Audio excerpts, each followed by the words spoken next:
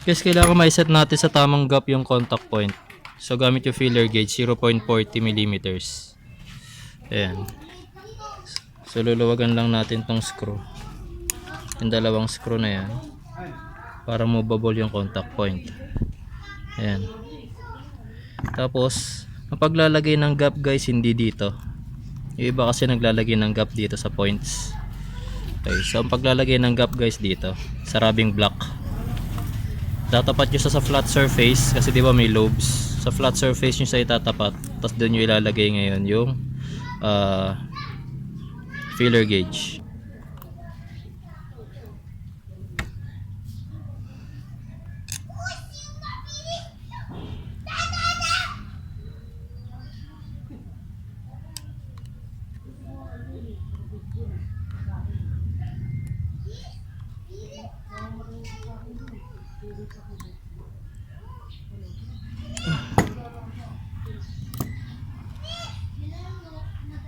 Ayan.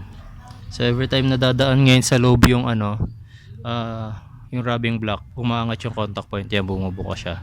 So ganyan yung pagsiset ng gap. Yung iba kasi pag nagset ng gap dito,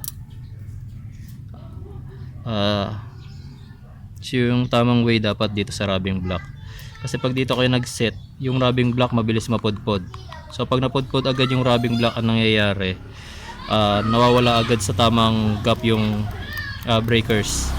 So dapat dito lang para hindi agad napupudpod yung rubbing block. 0.40 mm ang gap niya do sa flat surface. Yan.